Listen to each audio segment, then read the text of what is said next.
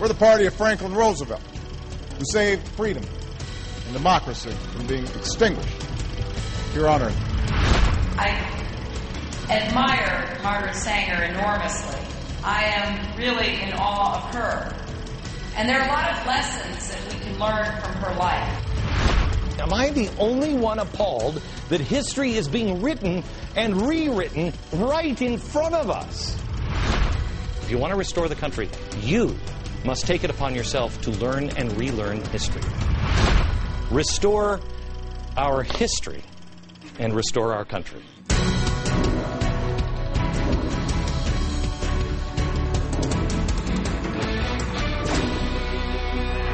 Hello, everyone. Welcome to the Glenn Beck program.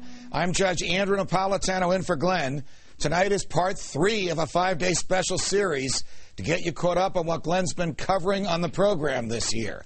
Monday night, we brought you the crash course on the fundamental transformation of our economy. And last night, we showed you the radicals surrounding our president who help him with that transformation. Tonight's show features the history lessons you weren't taught in school and ones your children will never likely learn either. As you know, Glenn has made it his mission to do whatever he can to help restore this great nation. And the way he believes we can take this country back is through education and restoring history. Much of U.S. history has been distorted or forgotten or even erased, and it's time to reverse that. I'm joined here tonight by a special friend of the show, Burton Folsom Jr., author of the great book, New Deal, Raw Deal. It's about the disastrous economic policies of FDR. Most people think the New Deal was a great deal for America because that's what we were all taught in school. Professor Folsom is going to share some of his thoughts on the revisionist history we're going to show you tonight and throughout this program. So sit back and join us as we take a trip back in time to set history straight for our future. I've seen a lot of things in my life. I mean, I'm an alcoholic. Trust me, I have stories. But the one thing that has shocked me more than anything else is reading history. Reading history. You will start to read history, and if you, as Jefferson said, question with boldness even the very existence of God, if you really start to question and you start to read, you will start to slip into a zone where you think, okay, wait a minute, one of these is really wrong. You've been taught one lie, I think, your whole life. As I started my search for answers through book after book after book, it became apparent that the history we're being taught isn't always right, or most times it just isn't the complete history. And so it makes it entirely inaccurate. Sometimes it's because of, somebody who is lazy or a lazy media that didn't care to find the real answers. Sometimes it's because people do see things through a different prism. That's why you can have two people that witness a car accident, but they'll say something else, something different, each of them. That is natural. But the problems that we have with our history many times is malicious, progressive intent. Progressives have been changing history for about 100 years. They knew they had to separate us from our history to be able to separate us from our Constitution and God. When you look at the complete pictures of some of the most revered figures in history, when you look at the complete picture, all of a sudden you're shocked. Every time we do this, how many have seen the Founding Fridays? Okay, you've watched them. How many of you have looked at an episode and been a little hacked off at the end because you're like, wait a minute, that's kind of an important piece of history. Have you? You have? You've watched it, and yeah. It is, our history is being stolen from us. I saw a poll that came out, I don't know, a week or two ago about, the best presidents in history of America. FDR, number 1. In the top 10, always, Wilson. Wilson and FDR, they did more to destroy the Constitution than practically any other president or all other presidents, present president excluded, combined. FDR, Wilson, both used emergency and war to justify just running around the Constitution. FDR ran for a third and fourth term. There's a reason Congress instituted official term limits for the president after FDR died. They didn't want him to happen again. We were never taught about Woodrow Wilson. Woodrow Wilson was a racist of the first order. This guy was a spooky, spooky dude. He subverted the Constitution. He locked people up. He invented propaganda. I mean, state-sponsored propaganda. He was the man that Goebbels learned it from. Bert, do you agree with what we just heard?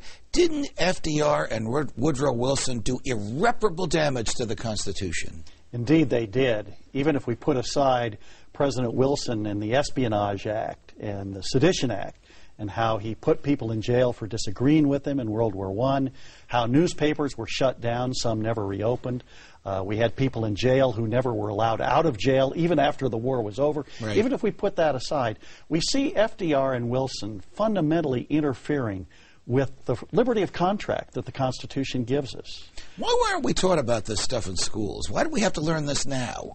I think most historians like the intervention that the government did. They like the centralization of power, and they feel that the freedom that the Constitution gives to people, for example, to set contractual rights for wages, for hours of work, that should be interfered with by the federal government. That the government knows best. The government knows best. Okay, now let's take a look at some of the comparisons Glenn has made between FDR and the current progressive in power, President Obama. President Obama was heralded as the new FDR, and he's run that pattern since the day he got in office. I think he's more like Woodrow Wilson, but they're both spooky enough for most people once you know who they were. There's a critical difference between FDR and Obama. There were no big government programs before FDR. There was one. It started right before with Hoover.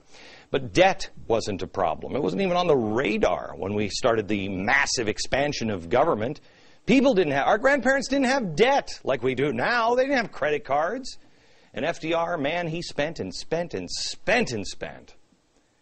But he did one thing that Obama hasn't done.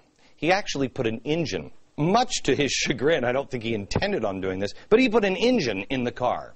FDR just wanted public control of everything, including energy.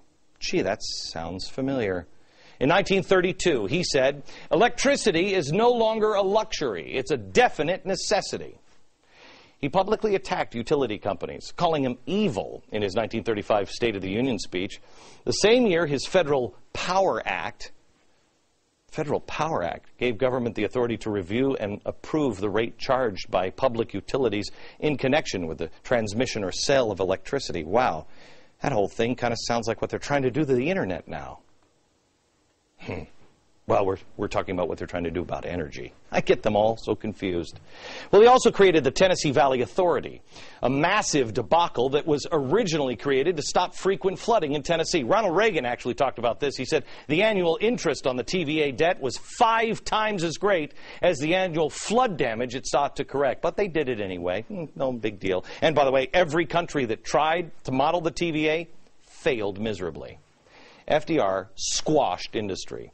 The number of private utilities plummeted from 216 in 1938 to only 18 by 1958. So far, you don't really see a difference between Barack Obama and FDR on this one, do you? Because it was all about redistribution of wealth with him as well. The only reason it was stopped, though, is because he'd been in office for like 5,000 years. He was old. He went away. Okay? They reversed a lot of the things that he did.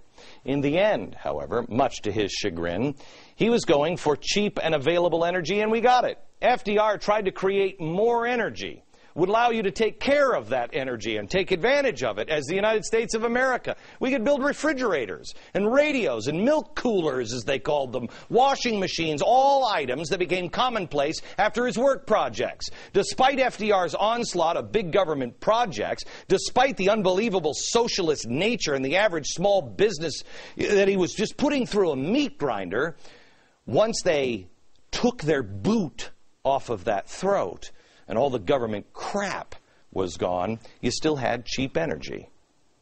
Once the nightmare of a beast government went away, American ingenuity was relatively free to operate and create. But the current administration's goal is to not provide cheap energy in the end, but expensive energy. FDR decides to make the union stronger. Sound familiar? Regulate price controls, interfere with business, pay higher wages than the amount of productivity justified. Obama, he's completely different. He says SEIU's life work is his work. Obama has fired the CEOs of companies, taking control of the automakers, of the banks, you name it, he's coming for you. FDR decided he was going to revive the economy with massive government spending, more spending. It's like stimulus and stimulus 2. He went with new entitlements with the New Deal.